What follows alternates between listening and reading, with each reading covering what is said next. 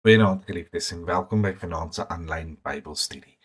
Dit is my voorreg om vanaand weer vir ons voor te gaan in hierdie Bybelstudie en ek's baie opgewonde om dit met julle te deel. Ek vra om verskoning dat ons laasweek nie 'n uitsending kon maak nie. Daar was maar persoonlike omstandighede wat daartoe gelei het, maar ons is die Here baie dankbaar dat ons hierdie week weer die geleentheid het en dat ons ook sy woord kan open. Kom ons sit net so en dan bid ons vir 'n oomblik saam. Here Jesus, baie dankie vir al die liefde en al die genade. Dankie dat in 'n wêreld waar alles soms deurmekaar en besig voel, dat ons partykeer verward en verstrooid raak, dat ons u woord kan open, Here, as 'n lig vir ons pad en 'n lamp vir ons voet, 'n vaste waarheid waarop ons kan vertrou. Dankie dat ons hier in Here onsself mag uitleef en dit mag geniet, dat ons dit mag opdrink soos heilige lewende water en dat ons daardeur veranderd mag word. Vader, ontvang die lof en die aanbidding van ons harte, want u alleen is dit waardig. Lei ons in hierdie Bybelstudie, Here, lei elkeen wat ingeskakel het, gee dat dit vir ons elkeen ietsie sal beteken, en aan u, Here, bring ek al die lof en ere, tot in ewigheid. Amen. Nou ja, vanaand hanteer ons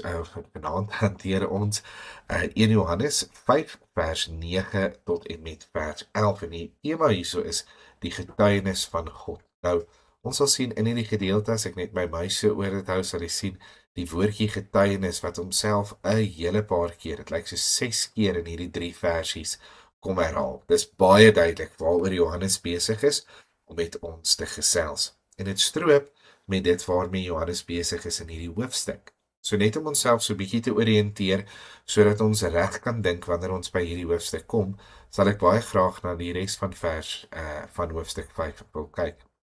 In hoofstuk 5 begin Johannes met 'n baie sterk stelling. Elkeen wat glo dat Jesus die Christus is uit God gebore. En elkeen wat die Vader liefhet, het ook die een lief wat uit hom gebore is. Wat Johannes sê in 'n eenvoudige taal is eintlik baie reguit en baie eenvoudig. As jy glo dat Jesus die Christus is, nou onthou daardie term, die Christus, beteken nie dat Jesus maar net 'n van gehad het wat Christus was nie, maar dit beteken dat hy die gekose een was, die beloofde ene, wat die Here gestuur het om die sondes van die wêreld op homself te neem. Hy is die een waaraan hulle gedink het toe daardie paaslam vir die eerste keer geslag is en die bloed van die paaslam in die deurkusyn gesmeer is, sodat die verderwer kon verbygaan. Hy is die ark wat hulle bewaar het van God se oordeel wat oor die wêreld gekom het vanweë die wêreld se sonde. Hy was die slang in die woestyn, die koperslang waarna hulle moes kyk, en wanneer hulle na hierdie slang gekyk het, dan het die slang se gif uit hulle liggame uit verdwyn. Hy was die Christus, die beloofde een, die een waarop alles gesinspeel het, die een waarna alles gewys het, die een wat die sonde sou wegneem, die een wat ons verhouding met God weer sou herstel, soos die dae van die tuin, voordat die sonde geval het. Nou sê Johannes in 'n baie eenvoudige en amper in 'n by the way tipe manier, as jy glo dat Jesus die Christus is jy uit God gebore. Nou daardie term, uit God gebore, is 'n term wat Johannes gereeld gebruik in sy briewe en in sy evangelie. Om uit iemand gebore te wees, beteken in 'n baie letterlike sin dat jy een van hulle kinders is.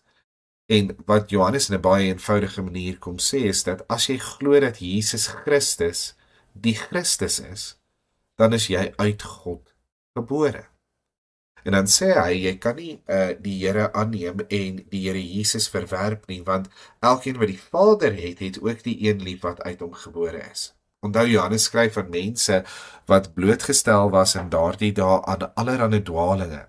En van daardie dwalinge het ingesluit dat mense geleer het dat as 'n mens die wet onderhou, as 'n mens die God van die Ou Testament en sy alleenheid op 'n manier gaan aanbid en gaan volg, dat 'n mens nog steeds jou weg hemel toe sal kan vind, en hulle het so al vir Jesus minus geloof gehad. En Johannes kom en hy maak dit baie duidelik, daar is nie saligheid buite die Here Jesus nie. As jy God wil hê, moet jy die Here Jesus hê. As jy God verwerp, verwerp jy die Here Jesus. En vice versa, as jy die Here Jesus verwerp, verwerp jy God. En as jy die Here Jesus nie wil hê nie, dan sal jy God ook nie kan hê nie. En Johannes kom bou hierdie gedagte vir ons dan nou uit in die res van hierdie hoofstuk. En hy begin deur vir ons te praat na sekere getuies wat ons het, ons kan sê dat dit wat hy nou net gesê het, die waarheid is. En die eerste ding wat hy noem is die liefde wat ons vir kinders van God het. En hy kom sê dat binne in die lewens van mense wat aanvaar het dat die Here Jesus Christus is daar 'n verandering. En seker die merkwaardigste van al hierdie veranderinge, die grootste van die gawes, die mees eerbaarste van al die vrugte van die Gees, die liefde wat hulle onder mekaar het. Die eerste getuienis dat hier iets werklik is die feit dat mense se lewens werklik verander word. Dis nie sommer net 'n godsdiens soos wat daar van baie was in daardie dae wat gekom het en gegaan het. 'n Paar mense wat 'n paar mense oortuig het en dan weer aanbeweeg het nie. Hierdie was iets wat mense se lewens pertinent en permanent verander het, sodat hulle nuwe wesens was. Nuwe mense was wat in staat was tot 'n tipe goddelike liefde wat by mense ongekend was. Hy gaan dan verder en hy praat oor die wat in die geloof is, dat hulle glo dat Jesus die Seun van God is. Hy kom brei homself verder uit en sê, hierdie Christus het ons geweet, sou ook die Seun van God wees. Daar's baie profesieë in die Ou Testament, Psalm 2 byvoorbeeld, waar ons baie duidelik die Christus uitgebeeld sien as die Seun van God. En nou kom hy en hy sê, maar hoe kan ons nog weet, boonbehalwe hierdie verandering wat ons in die mense sien, is dit jou nog nie oortuig nie? Watter ander getuies is daar van hierdie Christusskap van die Here Jesus Christus? En hy kom wys dan ons eerstens op drie getuies wat hy graag wil oproep. En die eerste is hier in vers 6 wat hy sê, dit is hy wat deur water en bloed gekom het, Jesus die Christus. Nie deur die water alleen nie, maar deur die water en die bloed. En dit is die Gees wat getuig, want die Gees is die waarheid. Nou, hierdie gedeeltetjie hierso, ek moet net probeer dit daar sê. Hierdie versie hierso is 'n baie belangrike vers en dit gee vir ons drie voorbeelde, drie getuies van die Here Jesus se koms. Die water wat natuurlik verwys na sy doop, waar die hemele oopgegaan het, die Heilige Gees soos 'n duif op hom neergedaal het en die stem van God self gesê, dit is my geliefde seun in wie ek welbehaag het, doen alles wat hy sê. Die tweede is die bloed, om gedoop te word was een deel van dit, maar dit was net 'n teken van die Christus. Baie mense was gedoop, baie mense het wonderwerke gedoen, maar net een Here Jesus Christus het namens ons sondes aan die kruis gesterf. En daarom is die bloed die tweede getuienis van sy Christusskap. En dan natuurlik die Heilige Gees is die derde getuie wat Johannes na vore roep. En hy sê, maar hierdie Gees van God, weer eens binne in die kind van die Here, binne in die wêreld, met al die wonderwerke wat daar plaasgevind het in daardie dae, hierdie Gees getuig van die waarheid. Johannes 1 Johannes 5 vers 7, nou weer daardie Johannes se komma waarvan hulle praat, daar is drie wat getuig in die hemel, die Vader, die Woord en die Heilige Gees, en hierdie drie is een. Baie dispuut onder die mense of hierdie werklik in die oorspronklike teks was, maar soos wat ons in 'n vorige Bybelstudie gesien het, onteenseglik ook die waarheid, die Vader, die Seun en die Heilige Gees. Wat hy egter in vers 8 doen, is om weer te bevestig wat hy nou net in die vorige verse gesê het, vers 3, 4 en 5 en 6, en waar hy vir ons sê, daar is drie pertinente getuies, die Gees van die Here, die water en die bloed. En in die Gees van die Here en die water en in die bloed is dit 'n baie eenvoudige getuienis, is 'n getuienis wat vir ons opgeteken is in al drie van die evangelies. Matteus, Markus en Lukas maak self vir ons melding daarvan. Die disippels het vertel van hierdie waarheid, dat hierdie dinge gebeur het. Baie mense wat ooggetuies was by hierdie geleenthede het vertel dat dit werklikheid was en die woord oor hierdie gebeure het versprei. Maar dan kom Johannes en hy sê, ten spyte van die feit dat hierdie baie goeie getuies is, wil ek nog 'n laaste getuie roep. En hierdie laaste getuie, ek gaan dit nou menslik gestel, gaan die ander uitstof. Want hierdie laaste getuie kan mens nie teenstaan nie. En hierdie laaste getuie het vir ons 'n wonderlike getuie kom bring. Nou, om mee te begin wil ek vinnig kyk na die woord wat hy gebruik hier vir getuienis. En die woordjie wat hy gebruik beteken in eenvoudige taal die verbale getuienis waardeur iets se waarheid bevestig word. En die idee was baie in die sin van 'n regspraak, soos wat ons sien byvoorbeeld by die man wat blind gebore is, wat die Here Jesus genees wanneer hy voor die Sanhedrin geroep word en hulle hom daar aanvat omdat hy genees is op die Sabbatdag, dan roep hulle sy ouers in as getuies om te kom getuig dat hy werklik blind was van sy geboorte af. En dis waarna ons kyk wanneer ons hierdie woordjie sien in die skrif. Baie maar soos wat ons ook die woord getuie sou aanvaar. Verder praat hy hierso van 'n interessante gedagte, die gedagtes van die mense. Nou ons gaan nou by daardie gedeeltetjie uitkom, of kom ons doen dit eers. Die woordjie aanneem waarvan hy hier praat, is ook 'n baie pertinente woord en dit beteken om iets vir jouself te vat en om iets as die waarheid te aanvaar. Dis die Griekse woord lambano en dit beteken daar in Engels to receive, to take, to receive, to take, to lay your hands on, to take possession of, to seize, to take away, to take hold of, to collect, to select, to come to believe, to acquire, to receive back, to try and experiment. En in hierdie gedeelte is die mooiste vertaling vir hierdie woord in Afrikaans verseker aanneem, maar in die Engels is daai to receive or to acquire or to come to believe.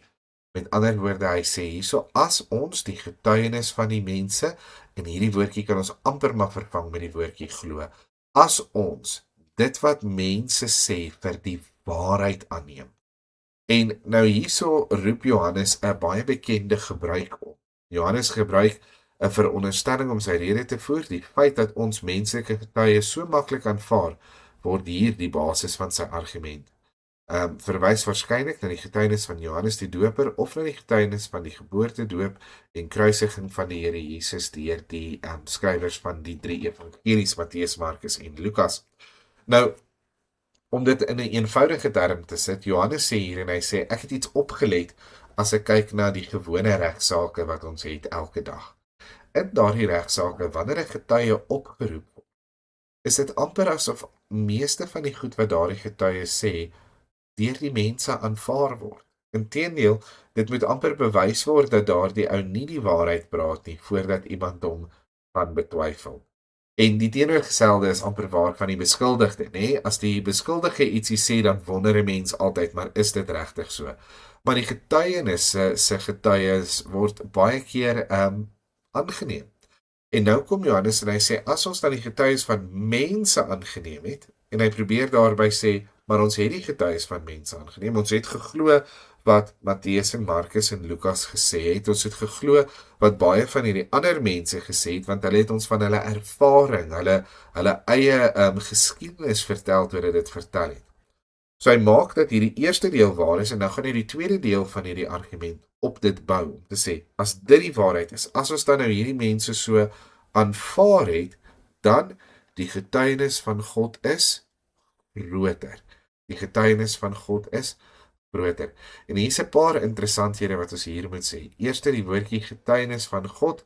Nou, van die getuienis van God is daar 'n hele paar aspekte waarna ons kan kyk. En terwille van die tyd gaan ek nie al hierdie verse vir ons lees nie. Jy is welkom om 'n skermgreep te neem, 'n screenshot, en dan hierdie versies te gaan nagaan. Ek gaan dit so rukkie op die skerm los. Maar ek kan definitief praat van die doop van die Here Jesus in Matteus 3 vers 17, Markus 1 vers 11 en Lukas 3 vers 22, waar die Here Jesus dan nou gedoop word, soos ons sê die aarde oopgaan en dan die stem van God gehoor, die wolke oopgaan en die stem van God gehoor kan word. Maar dan is daar ook tydens die verheerliking van die Here Jesus net voor sy kruisiging by Matteus 17 vers 5, Markus 9 vers 7 en Lukas 9 vers 35, waar die stem van God weer gehoor kan word, en dan tydens 'n gewone gesprek met die Here Jesus en sy disippels in Johannes 12 vers 28, iets wat ongelooflik wonderlik is dat Johannes nie een van die ander voorbeelde pertinent noem nie, maar juis hierdie gewone gesprek tussen die disippels en die Here Jesus ook dan vir ons noem, waar hierdie hoorbare stem van God gehoor kon word wat hierdie waarheid deel. En dan natuurlik vers 10 in hierdie gedeelte waar Johannes dit dan nou openbaar wat God se getuienis vir ons is. So, nou praat hy oor hierdie getuienis van God. En wat sê hierdie getuienis van God? Wel, U kan nou maar die versies gaan lees daar van die verheerliking, van die doop, van die gesprek van die Here Jesus in Johannes 12 vers 28, en dan natuurlik later hier in vers 10 gaan kyk, maar almal van hulle sê presies dieselfde ding. Dit is my geliefde seun in wie ek welbehaag het. Hierdie is my seun wat ek gestuur het aarde toe. Jesus Christus is die seun van God. Hy is nie die seun van Josef en Maria nie. Hy was 100% mens.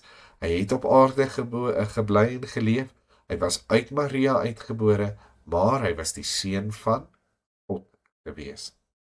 Wanneer Johannes sê die getuienis van God is groter, is dit belangrik om te verstaan dat hy praat van bykomend en amper 'n trappie van vergelyking om te sê, maar God se getuienis is amper nog 'n groter getuienis as die wat ons al reeds gehad het. Hy probeer op geen manier die ander getuies afmaak om te sê dit wat hulle gebring het en hoe hulle getuig het minder van belang of minder waardig was nie, maar om eenvoudig vir ons te sê, hier is nog 'n groter getuienis, nog 'n meer betroubare getuie wat vir ons kom vertel van die Here Jesus. En wat kom getuig hy? Wel, hy kom en hy sê nie vir ons wat die getuienis van God is nie. Hy gaan ons eers hier in vers 11 sê. Hy begin dan nou met sy parentese, alreeds hier in die middel van vers 9, daar met die komma. En hy begin deur te sê, hy gaan net gou klem lê op wat hy besig is om te sê. Johannes sou 'n baie mooi predikant gemaak het, want hy wil baie mooi hierdie punt deurdryf na sy gehoor toe. Hy sê, die getuienis van God, boonbehalwe hierdie ander getuienis, wat julle gehad het, die getuienis van God was ook aankom, en God se getuienis is groter. En nou sê hy vir ons hoekom. Hy sê, omdat dit die getuienis is van God. Die eerste rede waarom hierdie getuienis so belangrik is omdat dit van God self afkom. As ek nou byvoorbeeld in die hof beland as gevolg van iets wat ek verkeerd gedoen het met finansies, en ek het my beste vriend wat vir my getuig, en ek het dan ook 'n baie gerespekteerde rekenmeester in die dorp wat vir my getuig. My vriend se getuienis gaan dalk nie ongeldig wees nie, maar die getuienis van die persoon wat nou baie gerespekteer is in die dorp, die boekhouer, sy getuienis sal baie swaarder weeg, meer gewig dra, juis as gevolg van wie hy is. En Johannes kom sê vir hulle, maar julle moet besef, een van die getuies vir die Here Jesus is God self. Dis nie net hierdie gebeure wat op aarde gebeur het nie, dis nie net kinders van die Here wat sê dat hulle dit nou maar kan voel en ervaar, of kinders van die Here wat sê dat hulle daardeur gaan nie, maar dit is God self. En dan kom hy verder klem en hy sê, en wat hy aangaande sy seun getuig het. Nou, wie kan ons meer vertel van die seun van God as God self? Self wanneer ons iemand aan die dood afstaan, en daardie persoon gaan dan na 'n lijkhuis toe, dan roep hulle die naasbestaandes om die lijk te gaan identifiseer. Want niemand weet beter hoe daardie persoon gelyk het as sy eie familie nie. Niemand ken 'n kind miskien beter as sy eie pa of sy eie ma nie. En die tweede rede waarom hierdie getuie van God dan nou soveel gewig dra, is omdat God vir ons aangaande sy eie seun kom getuig het. So jy dink dalk, jy weet wie die seun van God regtig is, maar weet jy regtig beter as God self wie se seun dit is?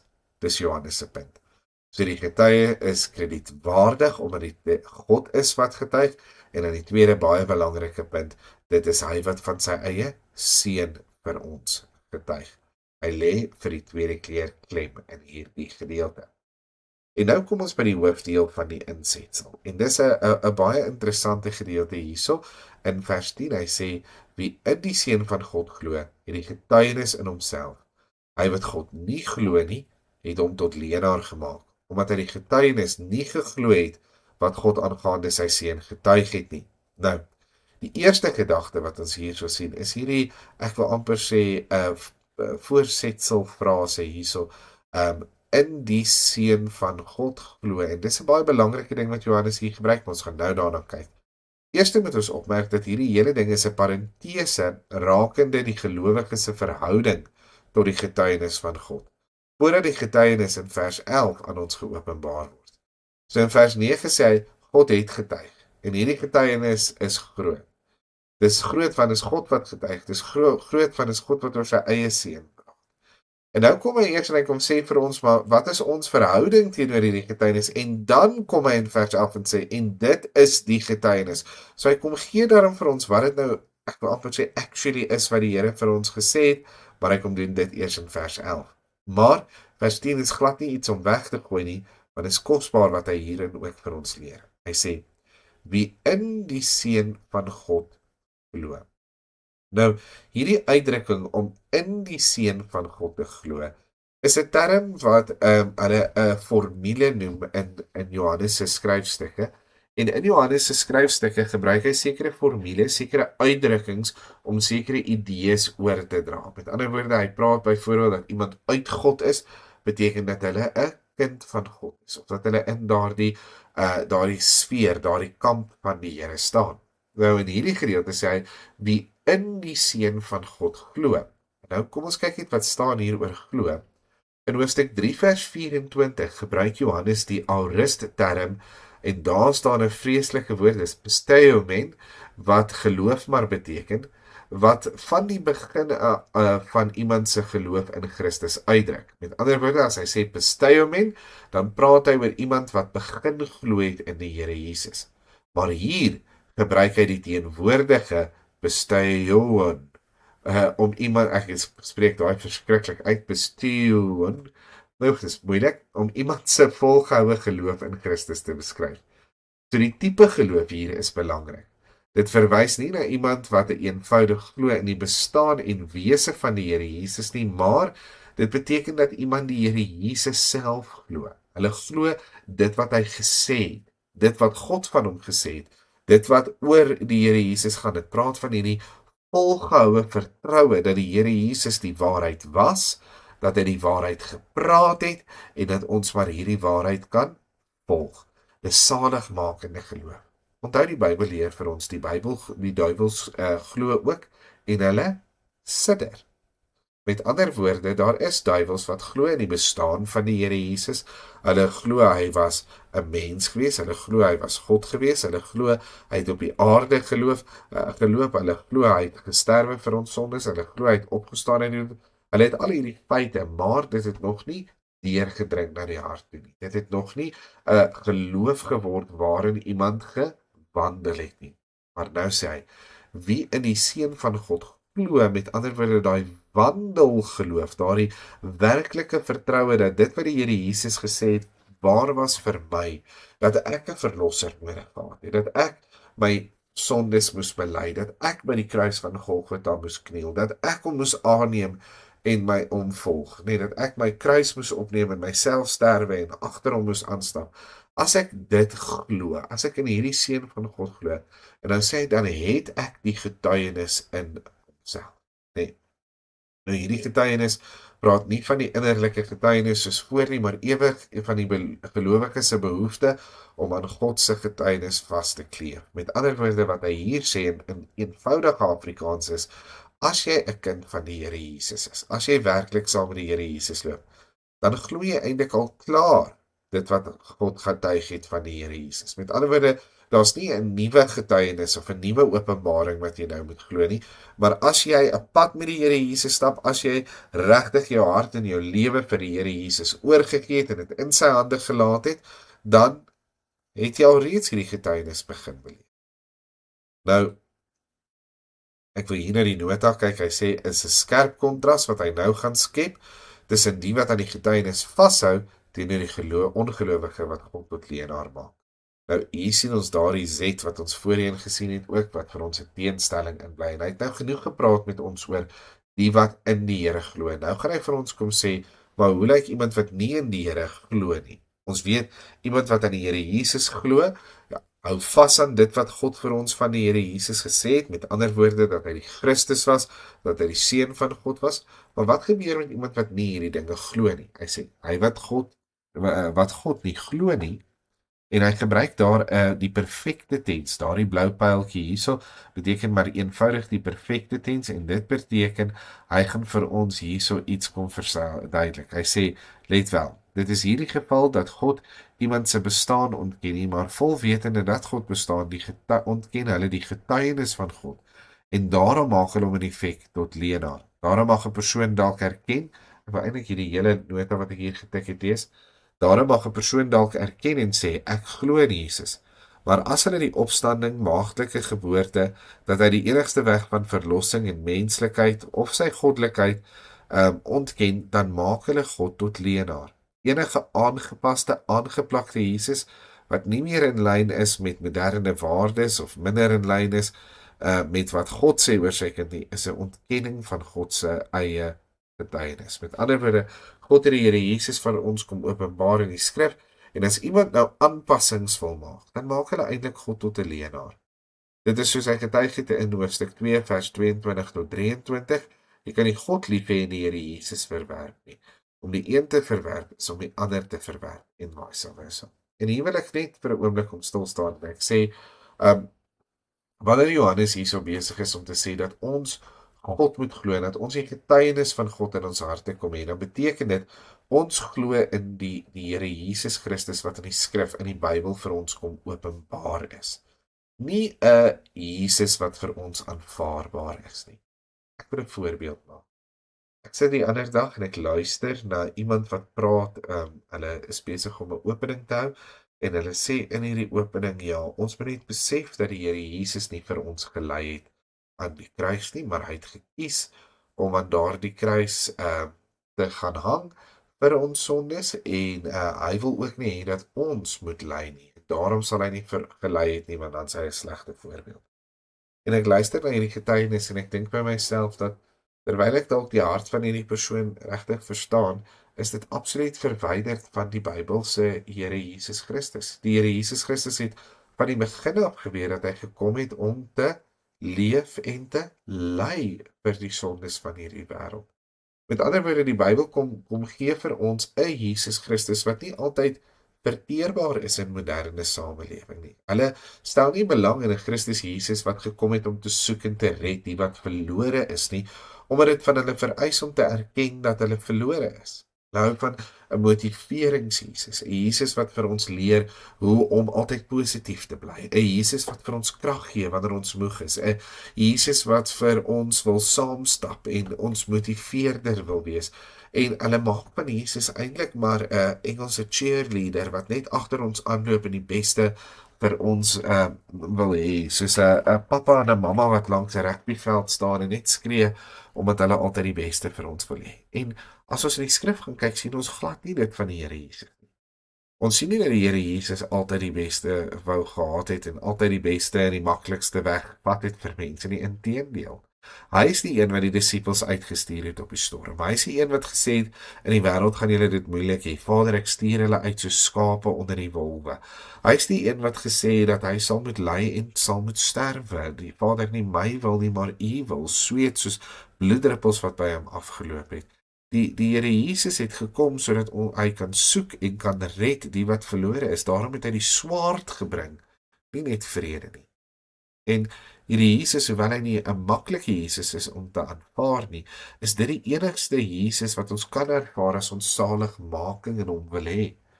As ons hierdie een wil wees wat hy sê wie in die Seun van God glo, dan moet ons nie net glo dat Jesus sommer net 'n goeie mens was wat vir ons baie goeie waardes kom leer het, asof hy 'n alternatief was vir die Dalai Lama nie. Ons moet glo in die Here Jesus Christus wat God was en sy goddelikheid nie roof geag het nie, maar mens geword het, homself verneder het, om 'n mens te word, en as mens in 'n stal gebore was. Dat hy geleef het, dat hy 100% mens was, net soos elke een van ons, maar sonder sonde, en dat hy op dieselfde tyd 100% God is.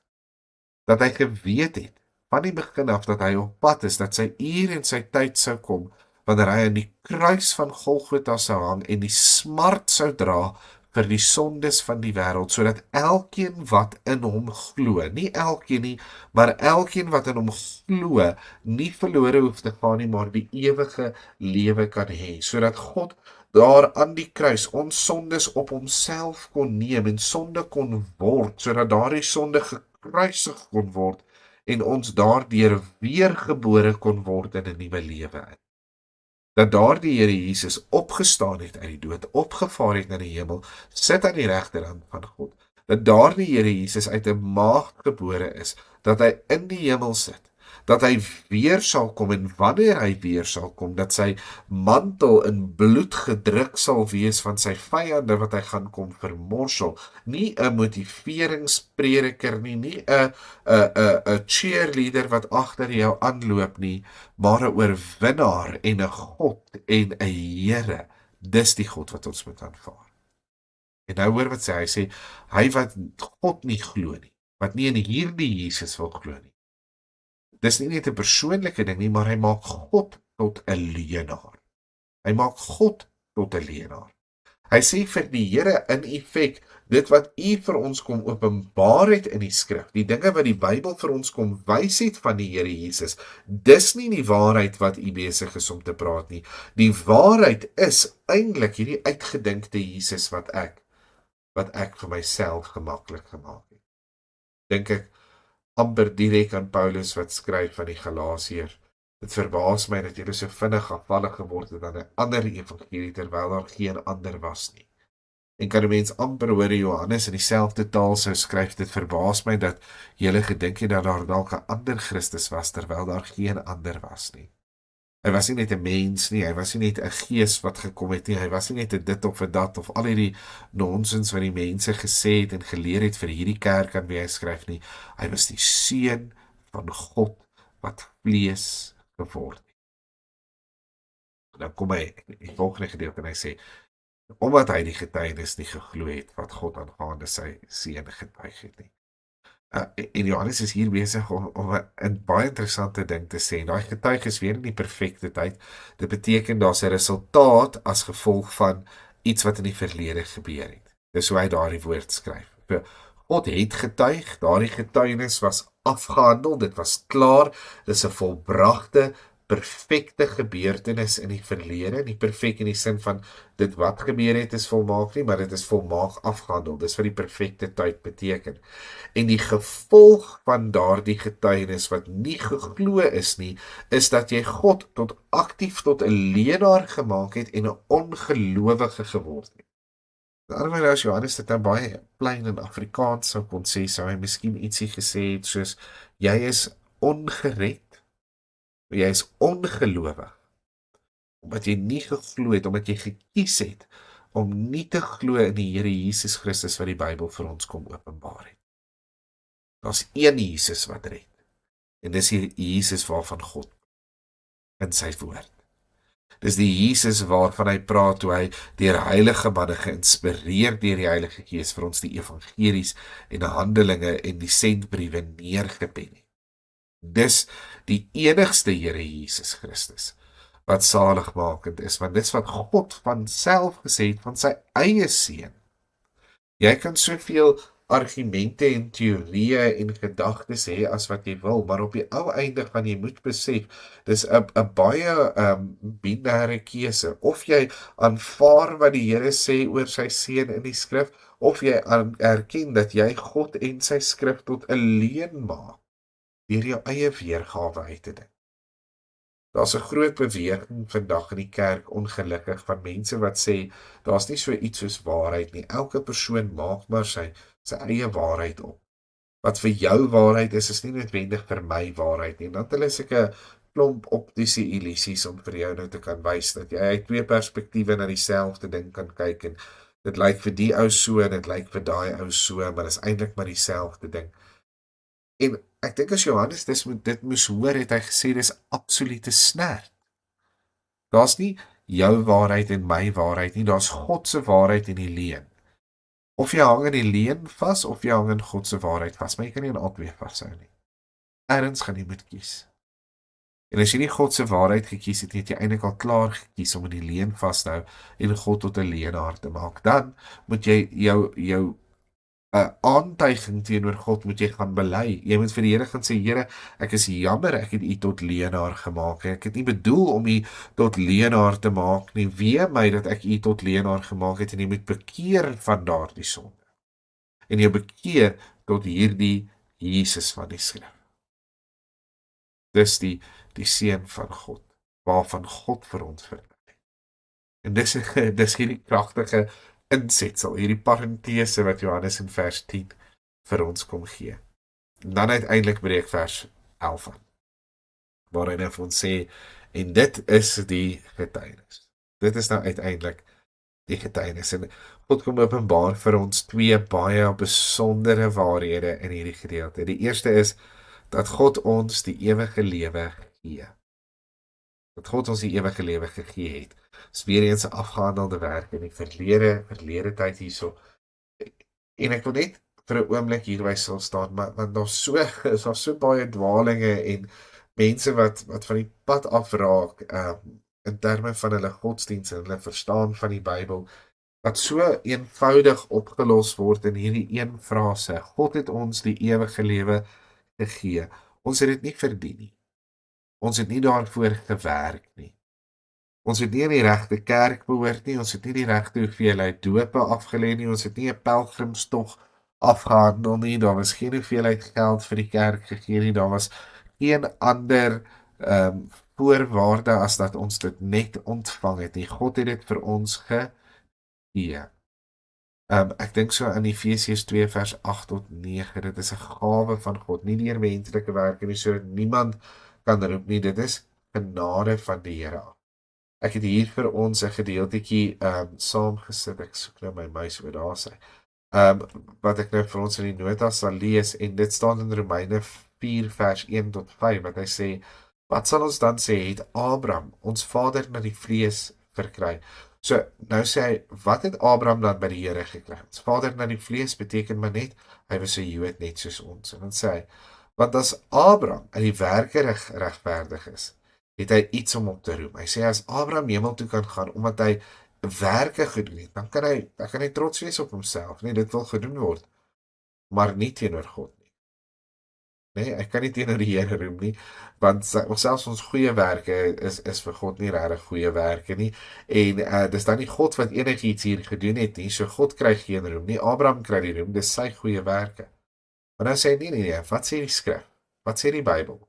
Hy sê, Abraham het in God geglo, ander woorde, Abraham het geglo dat wat God sê die waarheid is, Abraham het die getuienis van die Here aangeneem, en hoor wat staan nie, en dit is hom tot geregtigheid gereken.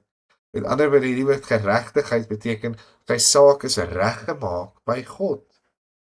Maar aan hom wat werk, word die loon nie na guns toegereken nie. Baie eenvoudig om te sê, as jy gewerk het vir jou salaris, is dit nie 'n guns wanneer jou baas jou betaal nie. Dis verdienste. Aan hom wat egter nie werk nie, maar glo in hom wat die goddelose regverdig, word sy geloof tot geregtigheid gereken. Hy sê, nie hierso dat jy niks goeie werke doen nie, natuurlik wil jy goeie werke doen, maar hy sê, al doen jy geen werke nie, maar jy glo in hom wat die goddelose regverdig, jy glo die Here se getuienis oor die Here Jesus Christus, dat goddelose mense geregverdig kan word, dan word daardie geloof jou tot geregtigheid gereken. Met ander woorde, jou saak word reggemaak met God.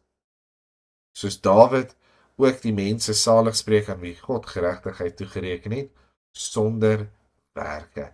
En dan wat sê Dawid? Welgeluksalig is hulle wie se ongeregtigheid vergewe en wie se sondes bedek is.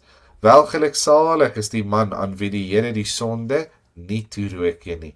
Hierdie saligsprekenis, sien dit op die besnedenis of ook op die onbesnedenis, want ons sê, aan Abraham is die geloof tot geregtigheid toegereken. Met ander woorde, hierdie geloof is sy punt. So, God het die ewige lewe vir ons definitief gegee. Die tweede getuienis is hoe ons dit ontvang. So die getuienis het twee dele. Die eerste is, wat is dit? Wel, dit is dat God vir ons die ewige lewe wou gegee het. Wonderlik. Hoe kry ons dit? Wel, die ewige lewe is in sy seun. Is in sy seun. Net in die Here Jesus, net deur geloof in die Here Jesus, soos wat hy 100 keer gesê het nou in hierdie gedeelte, kan ons hierdie geloof aanneem. Kom ek verduidelik dit in terme wat die mense in daardie tyd sou verstaan wat hulle Ou Testament geken het. Die oordeel van God kom op die wêreld in Noag se tyd. God gaan 'n vloed stuur oor die hele wêreld. Noag spandeer al daardie tyd om vir die mense te waarsku en met hulle self bekeer en met hulle self bekeer. Maar God wil nie hê dat die mense verlore moet gaan nie. God wil die mense graag red. So God gee vir Noag die instruksie en hy sê bou 'n groot ark, groot genoeg sodat wie ook al gered wil wees in die ark kan kom. Wonderlik, evangelie nuus, daar is verlossing en genade van die Here af. Maar hoe kry 'n mens hierdie lewe wat God dan gee? Wel, jy moes in die ark inklim. Dan het jy dit gehad.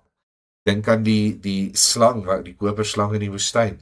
As jy nie vir die slang wou kyk nie, het jy ook nie genees geword nie. Jy moes daardie slang aanvaar het, jy moes vir dit gekyk het.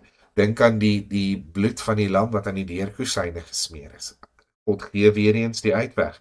Daar is ontsnap van die oordeel van God, maar om dit te ontvang moes hulle die bloed aan die deurkusyne sit. Daar was die verlossing was in die bloed van die lam, in die ark gewees, in sy seun is die verlossing van die ewige lewe. 'n Wonderlike gedeeltjie wat ons vandag hanteer het. Wat onteenseglik net vir my as 'n kind van die Here sê, ek kan weet dat ek die ewige lewe het, want ek glo God oor Jesus Christus. Ek glo alles wat die Here vir ons in sy woord openbaar van die Here Jesus Christus. Ek glo wat die Here Jesus Christus vir my gesê het. Ek glo dat die Here Jesus Christus vir my sondes aan daardie kruis betaal het. Ek glo dat die Here Jesus Christus my graag liefgehad het en my wou regverdig by God. Ek glo dat eendag as ek voor God in die hemel staan en die Here vra vir my waarom moet hy my inlaat by hierdie poorte, dat ek nie na myself en my werke sal kyk nie, maar na die Here Jesus Christus en sê, Vader, u seun het die prys vir my betaal. Dis u seun wat vir my gesterf het aan daardie kruis. En dis u wat gesê het, hy is goed genoeg. U het my beloof dat daar ewige lewe is. En hierdie ewige lewe is in sy seun. En ek sê dit nie uit arrogansie uit nie, maar omdat ek die belofte van die Here aanneem, omdat ek hierdie woord glo in my lewe. Hoe kosbaar is dit? En dan ook as 'n waarskuwing tot almal wat hulle eie Jesus wil soek. Hulle eie Jesus in die skrif wil vind. Hulle eie weergawe van die waarheid of hulle eie geur van Christendom wil bymekaar skraap. Wees gewaarsku om die Here Jesus Christus te verwerp wat God in sy skrif openbaar, is om God te verwerp en om 'n leenaar te maak. Ek wil nie eendag voor die Here staan en vra en hoor hoe hy my vra, waarom het ek gesê dat hy lieg nie? Mag die Here ons daarvan bewaar. Baie dankie dat jy ingeskakel het vanaand. Dankie dat jy geluister het saam met my. Ek hoop dat jy hierdie verse nog deur die res van hierdie week sal bedink en dit 'n deel van die lewe sal maak. En God sal loof en prys wat vir ons die lewe gegee het en daardie lewe natuurlik nie in onsself nie, want ons sou dit maklik weer verloor, maar in die ewige lewe van die seun van God, die Here Jesus Christus. Aan hom al die ere, al die lof, al die dank en al die liefde van ons harte. Ons sluit die oor, bid ons vir 'n oomblik saam. Here Jesus, ontvang die lof en die aanbidding van ons harte. Ontvang met dank, Here, alles in ons lewens. U het vir ons u seun gegee. Help ons om ons lewens in antwoord daarop weer voor u af te lê. Ek bring aan u al die eer, al die aanbidding, al die dank van my harte tot in alder ewigheid. Amen. Baie dankie dat jy ingeskakel het. Onthou jy is altyd welkom om my te kontak indien jy vrae of opmerkings het. Ek sien uit om van u te hoor. Ons praat weer volgende week. 'n Heerlike aand vir elkeen. Totsiens.